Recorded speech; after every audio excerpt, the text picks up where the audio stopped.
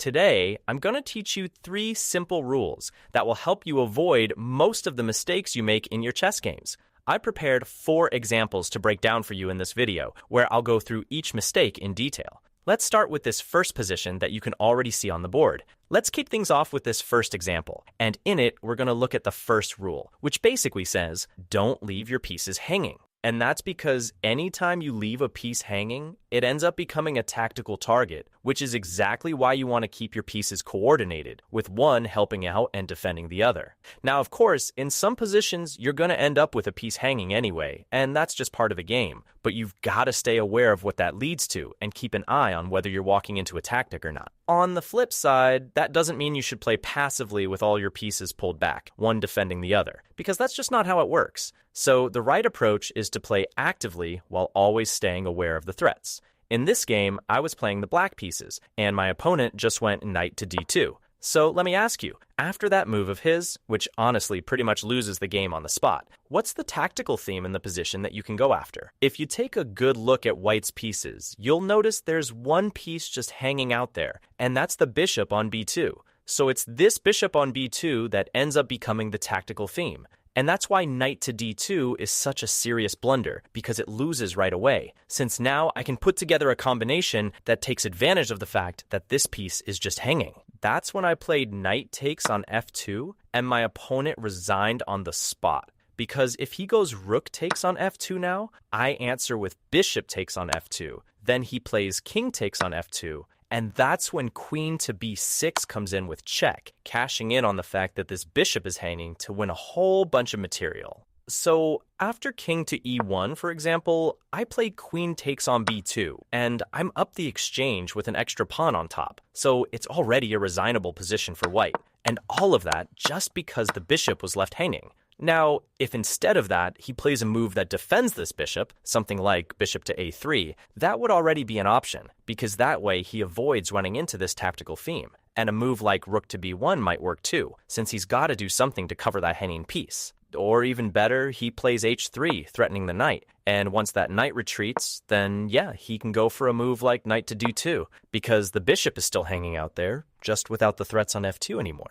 And now I'm going to show you the second example from this series that I put together for you, and it's also about not leaving your pieces hanging, because that's a big mistake players make, and you might be making it in your own games too, leaving your pieces loose and uncoordinated, since whenever a piece is hanging, it can absolutely turn into a tactical theme. In this game, I was playing with the white pieces, and my opponent played c5, which looks like a pretty normal move in the position. But after c5, pawn takes, bishop takes, a tactical theme shows up right away, and that's the hanging bishop. And remember that a hanging piece is always a tactical theme.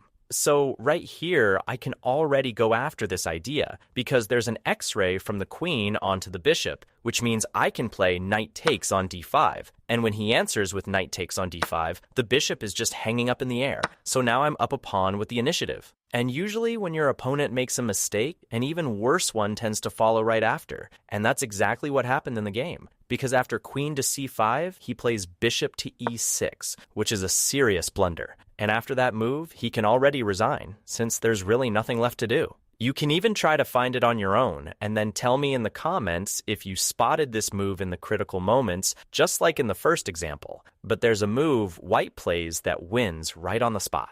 Since you're always going to keep an eye on the threats, the move that threatens the piece is f5, because f5 threatens the queen and threatens the bishop on e6. And after f5, black is forced to take this pawn or pull the queen away. The thing is that the knight on d5 is left up in the air, and that's when a whole piece just drops, because bishop takes, queen takes, and even if he plays rook to d8, I've got queen takes on f5. In the game, he played queen to h5, but then comes knight to g3, queen to g5, pawn takes the bishop on e6, and right here he already had to resign. Now, let's move on to the second rule with the third example. And in this position, the computer already shows almost 3 points of advantage, which means it's a winning position.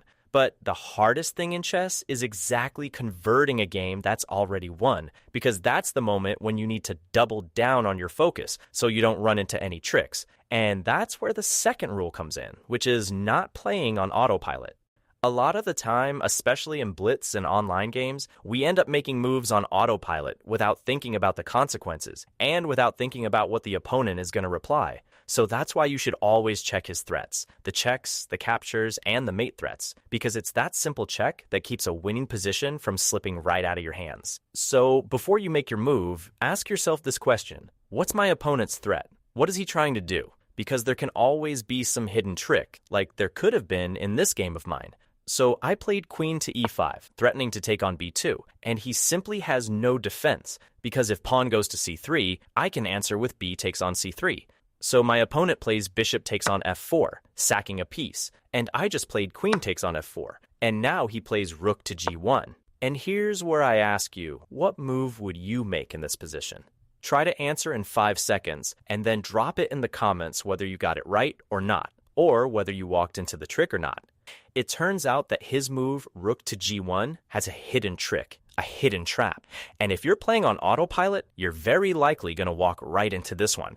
Because what's the first move that comes to mind after rook to g1? It's to play e3. And that's the first move that pops up, since it's an active move, a move that creates a threat.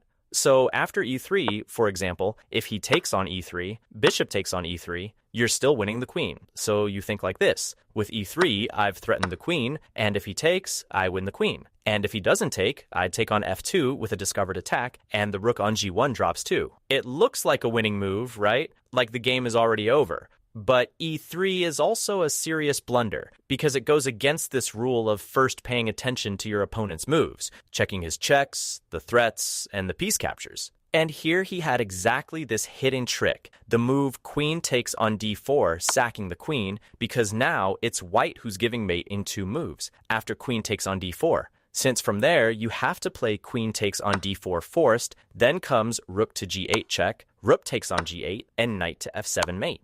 All of a sudden, in a position where black was completely winning, the one giving mate turns out to be white. In the game I saw this, I noticed it, and that's why when I played queen to e5, I'd actually already spotted this idea. So when the position came up, it wasn't something that scared me, but if I hadn't been paying attention, I could easily have walked into this trick.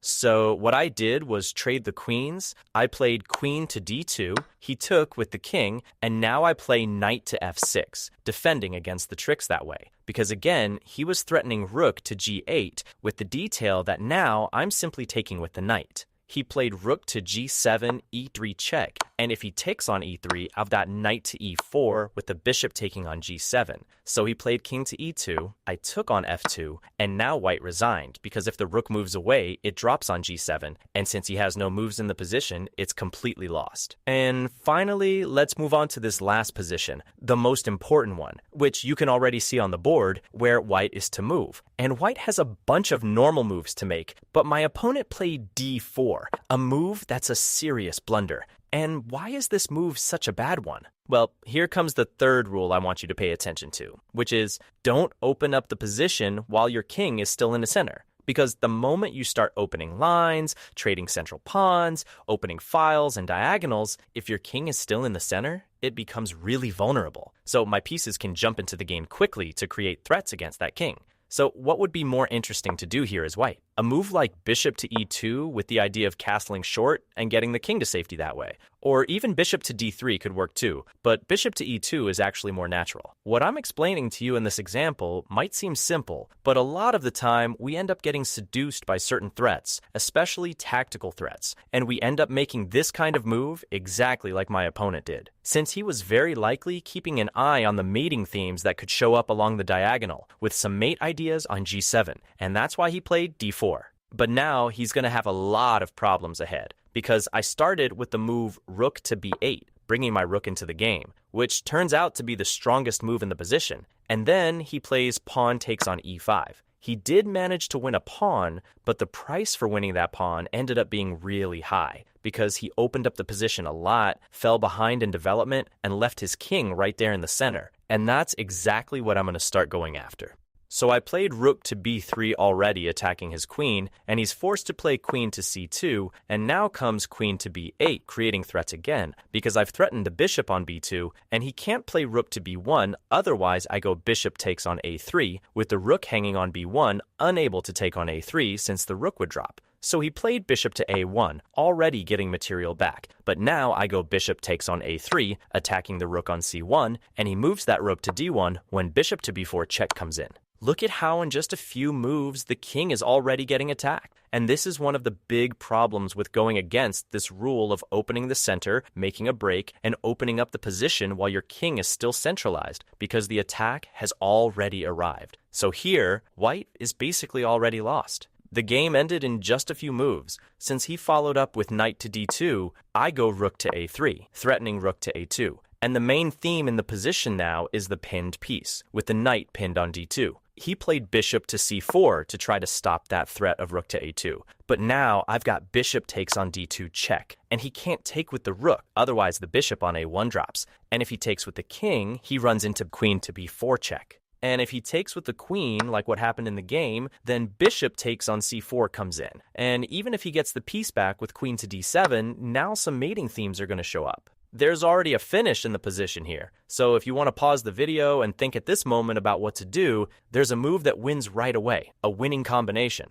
because I play the move rook takes on a1, sacking the exchange, and when he answers with rook takes on a1, I've got queen to b2, threatening mate on e2 and threatening the rook at the same time, and that's when my opponent resigned. So that's the third rule I want you to hold on to.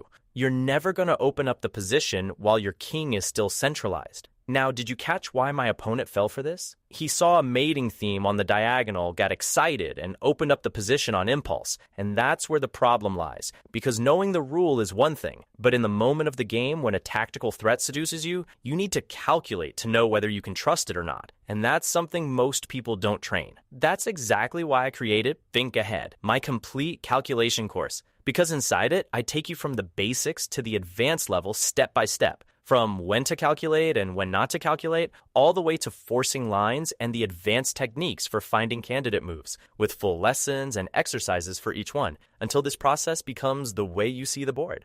What I showed you today is just a fraction of what's in there, and the link is in the description and in the pinned comment. Click now, because if you stop here, you already know how this story ends. If you enjoy it and learned something new, make sure to hit the like button, subscribe to the channel, and I'll see you in the next video.